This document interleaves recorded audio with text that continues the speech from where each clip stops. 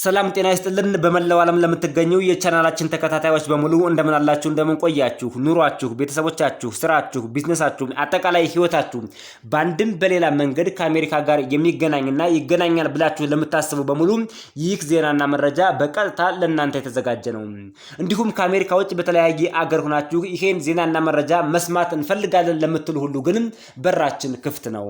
የዛሬው ዜናና መረጃ አብዛኛው ከኢሚግሬሽን ጋር የተገናኘ ሲሆን እጅግ በጣም አስደሳችና በአሜሪካ አገር ለምትገኙ ትውልደ ኢትዮጵያውያን በሙሉ የደስታ ብስራት የምትሰሙበት መረጃ ነው። በአሜሪካ የውጭ ጉዳይ ሚኒስቴር በቪዛ ላይ ከዛሬ ጀምሮ የሚተገበር አዲስ ሰበር ህግ አውጥቷል። በዝርዝር ዜናውን አዘጋጅተነዋል። ሰበር የምስራች የተስፋው ብስራት ተመልሷል። የፌደራል ዳኛው የፕሬዝዳንት ትራምፕን የስደተኞች መባረር አዋጅ ሙሉ በሙሉ ውድቅ አደረገው። በአሜሪካ የሚኖሩ በተለይ በደንበር የገቡ በርካታ ትውልደ ኢትዮጵያውያን አሁን እፎይ የሚሉበት ጊዜ ነው ተብሏል። በተለይ ይሄኛው ዜና መሰማት መደመጥ ያለበት ዜና ነው።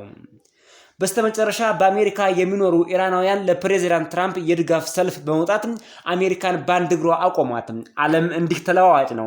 ትናንት በርካታ ትውልደ አሜሪካውያን የፕሬዝዳንት ትራምፕ አስተዳደርን በመቃወም እጅግ አስገራሚ የሆነ የተቃውሞ ሰልፍ አድርገው ነበር። ዛሬ ደግሞ ኢራናውያን ለፕሬዝዳንት ትራምፕ የድጋፍ ሰልፍ ወጥተዋል። የነዚህን ዜናዎች ሙሉ ዝርዝር ይዘን መተናል። እናንተ የዩቲዩብ ቻናሉን ሰብስክራይብ እያደረጋችሁ የደወል ምልክቷን በመጫን ብቻ ዜናዎቹንና መረጃዎቹን በነፃ ያለምንም ክፍያ መከታተል ነው። እኔ ደግሞ ዜናዎቹንና መረጃዎቹን ለናንተ በሚመጥን ብቻ ሳይሆን በሚጠቅም መልኩ አዘጋጅቻቸዋለሁ። ሰናይ ቆይታ። እስከ ቪዲዮ መጨረሻ ነው ዛሬ የምትከታተሉን። በድጋሜ አብራችሁን ቆዩ። ወደ ቀዳሚው ዜናና መረጃ ስናልፍ በአሜሪካ የውጭ ጉዳይ ሚኒስቴር በቪዛ ላይ ከዛሬ ጀምሮ የሚተገበር አዲስ ሰበር አስቸኳይ ህግ አወጣ። ዝርዝሩን አብረን እንከታተለው። ከመጋቢት ወይም ማርች 30 2026 ጀምሮ የአሜሪካ ቆንስላ ኦፊሰሮች በተወሰኑ ተጨማሪ የቪዛ አይነቶች ላይ የሚያመለክቱ ሰዎችን የሶሻል ሚዲያ ፕሮፋይላቸውንና በበየነ መረብ ወይም በኢንተርኔት ላይ የሚገኙ ማንኛውንም መረጃ በግልጽ መፈተሽ እጀምራለሁ ሲል ሰበር ዜና አውጥቷል። ቀደም ሲል የሶሻል ሚዲያ ፍተሻ ይደረግባቸው የነበሩ የቪዛ አይነቶች የሚከተሉ ናቸው። አንደኛ F1 እና F2 ለአካዳሚክ ተማሪዎችና ለቤተሰቦቻቸው ከሰኔ ወይም ጁን 2025 ጀምሮ የማህበራዊ ሚዲያቸው በሙሉ እንዲፈተሽ ተደርጎ ነበር።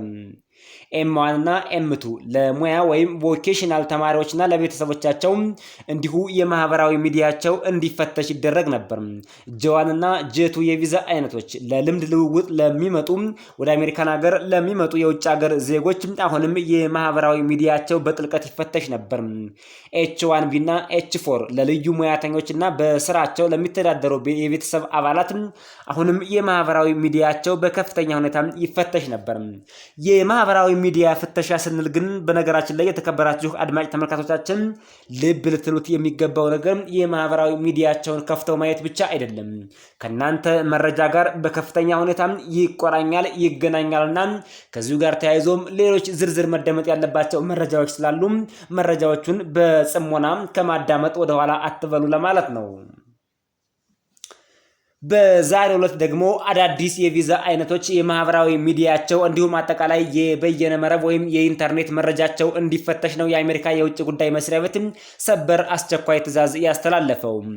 አዳዲስ የተጨመሩ የቪዛ አይነቶች አንደኛ A3 የዲፕሎማቶችና የመንግስት ባለስልጣናት የግል ወይም የቤት ሰራተኞች የነሱ የማህበራዊ ሚዲያቸው እንዲሁም አጠቃላይ የኢንተርኔት መረጃቸው እንዲፈተሽ አስቸኳይ ትዕዛዝ ተላልፏል።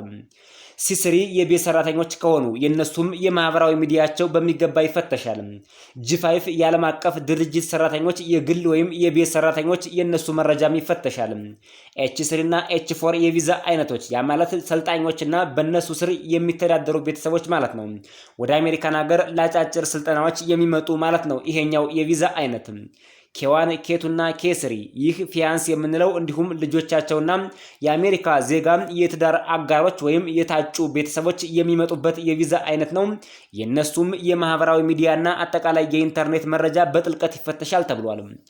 ኪው የሚባል የቪዛ አይነት የባህል የልምድ ልውውጥ ሊያደርጉ የሚመጡ ጎብኚዎች የነሱም ይፈተሻል። R1 እና R2 የሃይማኖት ሰራተኞችና ቤተሰቦቻቸው ኤስ ምስክሮች ወይም መረጃ ሰጪዎች ወደ አሜሪካን ሀገር ለፍርድ ቤት ወይም ለተለያየ ሁኔታ መረጃ ለመስጠት የሚመጡ የውጭ ሀገር ዜጎች የማህበራዊ ሚዲያቸው በሚገባ ይፈተሻል ተብሏል። ቲ የሰዎች ዝውውር ሰለባ የሆኑ ግለሰቦች በሂውማን ትራፊኪንግ ሰለባ ሆነው ነገር ግን የአሜሪካ መንግስት ጥላና ከለላ የሆነላቸው ዜጎች ወደ አሜሪካን ሀገር ሲመጡ የነሱም የማህበራዊ ሚዲያቸው ይፈተሻል ተብሏል።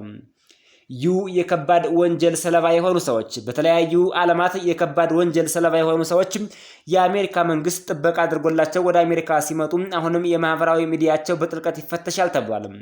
አጠቃላይ ቪዛዎቹ ግን ሁሉም በሚባል ደረጃ ነን ኢሚግራንት የሚባሉ የቪዛ አይነት ናቸው ተብሏል። ከአመልካቾች ምን ይጠበቃል? ፍተሻውን ቀልጣፋና ፈጣን ለማድረግ የአሜሪካ የውጭ ጉዳይ ሚኒስቴር ከላይ በተጠቀሱት የቪዛ አይነቶች የሚያመለክቱ ሰዎች ከቪዛ ቃለ መጠየቃቸው በፊት የሶሻል ሚዲያ አካውንታቸውን የፕራይቬሲ ገደብ ማንሳት ይጠበቅባቸዋል ወይም ደግሞ ሙሉ በሙሉ ሴቲንጉን ፐብሊክ ማድረግ ይጠበቅባቸዋል ተብሏል። አመልካቾች ሊያውቋቸው የሚገቡ ዋና ዋና ነጥቦች ደግሞ በአሜሪካ የውጭ ጉዳይ ሚኒስቴር በኩል ይፋ ሆነዋል። አንደኛ አካውንቶችን ለጊዜው ክፍት ማድረግ ነው። ከቃለ መጠየቁ በፊት የሶሻል ሚዲያ ገጾችን ክፍት ማድረግ ያስፈልጋል ተብሏል። በርካታ የህግ ባለሙያዎች በሶሻል ሚዲያ ላይ ያሉ መረጃዎችን በቪዛ ፎርሙ ላይ ማለትም ዲኤስ 160 ላይ ከሞሉት መረጃ ጋር ለምሳሌ የትምህርትና የስራ ታሪክ ጋር የሚጣጣም መሆኑን አስቀድመው እንዲያረጋግጡ ይመክራሉ። አስቡት፣ የማህበራዊ ሚዲያ ይፈተሻል ሲባል ስለ አሜሪካ የተዛባ ነገር መጻፋችሁን ወይም ደግሞ አንዳንድ ከማህበረሰቡ ጋር ወጣ ያሉ ወይም ደግሞ በአንድ ማህበረሰብ ላይ የጥላቻ መልእክት የሚያስተላልፉ ጽሁፎችን መጻፋችሁ ብቻ አይደለም፣ ወይም ደግሞ የታጠቁ ኃይሎችን የሚደግፍ ጽሁፍ ማስተላለፋችሁ ብቻ አይደለም። ማህበራዊ ሚዲያ ላይ ወይም ሶሻል ሚዲያ ላይ የምታስቀምጡት መረጃ ለምሳሌ የትምህርት ማስረጃችሁ ወይም ደግሞ አጠቃላይ ፕሮፋይል ላይ የምትሞሉት ጾታ፣ የመጣችሁበት አገር፣ እድሜያችሁ፣ ሁሉም መረጃ ከቪዛ ፎርማችሁ ላይ ከሞላችሁት መረጃ ጋር አንድ አይነት መሆኑን ያረጋግጣሉ ነው የተባለው። ይህ አዲስና ሰበር መረጃ ነው። ብዙ ሰው በማህበራዊ ሚዲያ የሚሰጣቸው መረጃዎች የተሳሳቱ ናቸው። ለምሳሌ የትምህርት ማስረጃውን በትክክል የማይናገር አለ። የመጣበትን ወይም የሚኖርበትን አገር በትክክል የማይናገር አለ። እድሜውን እንዲሁም ጾታውን፣ ስራውንም ጭምር በትክክል የማይናገር አለ። ይህ ግን ለአሜሪካ የኢሚግሬሽን ጉዞ እጅግ አስቸጋሪ ነው የተባለው።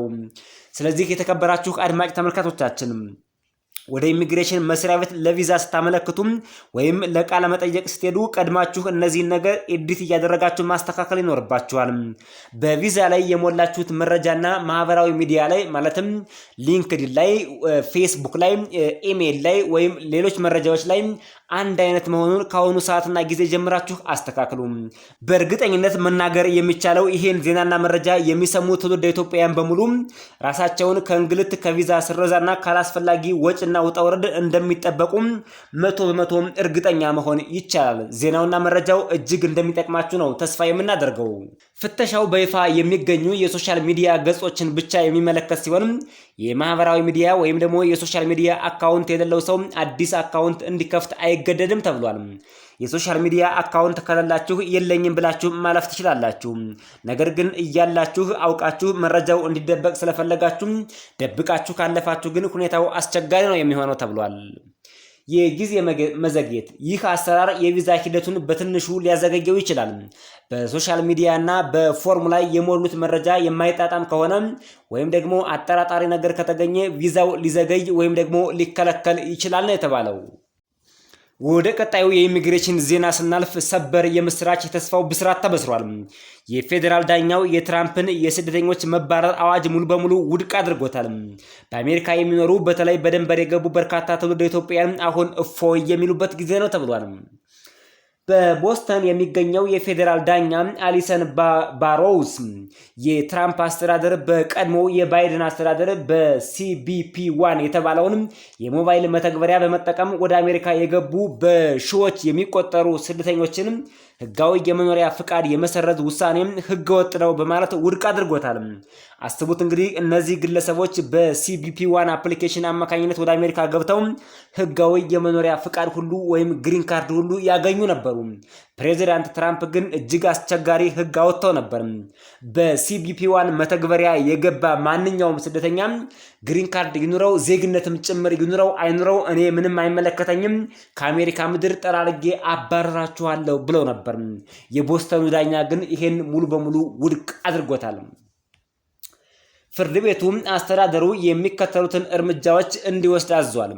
የስደተኞችን ህጋዊ መብት የመሰረዝ ሂደቱን በአስቸኳይ እንዲያቆም፣ ቀደም ብለው በመተግበሪያው ቀጠሮ ይዘው የገቡ ሰዎችን መብት እንዲያከብር፣ በኢሜይል የተላኩ የሀገር መልቀቂያ ወይም የይባረሩ መልእክቶችና ትዕዛዞችን በአስቸኳይ እንዲያግድ የሚል እጅግ ልብ የሚያሞቅ ለስደተኞች ተስፋ የሚሰጥ ዜና ነው የሰማነው።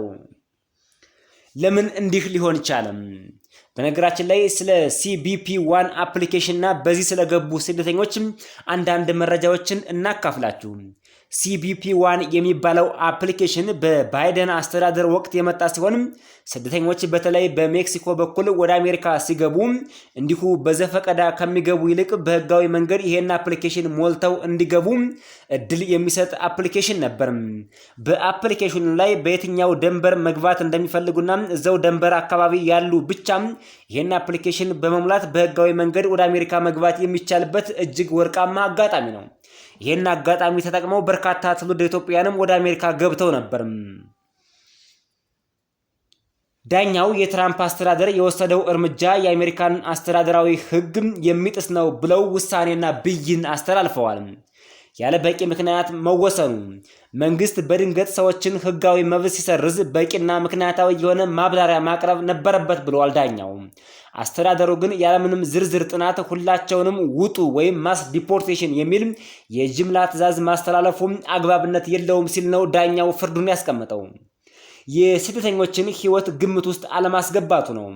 እነዚህ ስደተኞች በቀድሞው መንግስት ህግ መሰረት ወደ አሜሪካን ሀገር ገብተው ስራ ጀምረውና ኑሮ መስርተው የሚገኙ በመሆናቸው በድንገት መብታቸውን መንጠቅ ያልተመጣጠነ ጉዳት ያደርሳል ብሏል ዳኛው። የህግ ስነ ስርዓቶችን አለመከተል መንግስት ትላልቅ ፖሊሲዎችን ሲቀይር መከተል ያለበትን የህዝብ አስተያየት መቀበያና ሌሎች የህግ ሂደቶችን ዘሎ በማለፍ ውሳኔዎችን ሽሯል ብሏል። President Trump, thank you. President Trump, thank you. President Trump, thank you. President Trump, thank you. በስተመጨረሻ ኢራናውያን በአሜሪካ ምድር ታሪክ ሰርተዋል የሚል ሰበር ዜና ወጣ። ከትናንት በፊት በርካታ ትውልደ ኢትዮጵያውያን የፕሬዝዳንት ትራምፕን አስተዳደር አንፈልግም፣ ንጉስ አንፈልግም፣ ፕሬዝዳንት ትራምፕ አምባገነናዊ መሪ ናቸው፣ እኛ የምንፈልገው ግን ዲሞክራቲክ የሆነ መሪ ነው፣ እንዲሁም ንጉስ አንፈልግም፣ ኖ ኪንግ የሚል ተቃውሞ በመያዝ በመላው የአሜሪካ ምድር እጅግ ምድር አንቀጥቅጥ ሰላማዊ ሰልፍ ተደርጎ ነበር። የፕሬዝዳንት ትራምፕ አስተዳደር በኢራን ላይ የሚወስደውን ወታደራዊ እርምጃም አሜሪካውያን እንደማይደግፉት በቁጥርም ከ15 ሚሊዮን እስከ 20 ሚሊዮን የሚደርሱ ትውልደ አሜሪካውያን በሁሉም በአምሳዎቹ የአሜሪካ ግዛቶች ወጥተው ምድር አንቀጥቅጥ ሰላማዊ ሰልፍ አድርገው ነበር። ይሁን እንጂ ዛሬ ደግሞ ነገሮች ተገለባብጠዋል። ትውልደ ኢራናውያን በአሜሪካ ምድር ወጥተው ፕሬዝዳንት ትራምፕን እናመሰግናለን ቴንኪው ፕሬዝዳንት ትራምፕ ሲሉ በአሜሪካውያን ዘንድ እጅግ መነጋገሪያ የሆነ ሰላማዊ ሰልፍ አድርገው ነበር። የተከበራችሁ አድማጭ ተመልካቾቻችን ለዛሬ ለእናንተ ይጠቅማሉ ያልናቸው ዜናዎችና መረጃዎች እነዚህ ነበሩ። ዜናዎችና መረጃዎቻችን ስናዘጋጅ ሰበር፣ አስቸኳይ፣ አንገብጋቢ ከመሆናቸው የተነሳ በፍጥነት ሳንጽፍ በቃላችን ነው ሁሉንም ዜናዎችና መረጃዎች የነገርናችሁ። ለዛም ነው አንዳንድ መረጃዎቻችን ላይ ስንናገር ምናልባትም የመቆራረጥ ነገር የምትሰሙት። ወደፊት ዜናዎቻችን በጊዜና በሰዓት ተገድበው በጥራት ተጽፈው ለእናንተ እንደሚደርሱም ከወዲሁ ቃል እየገባን ለዛሬው ግን ይቅርታ እየጠየቅን በዚህ ተሰናብተናል።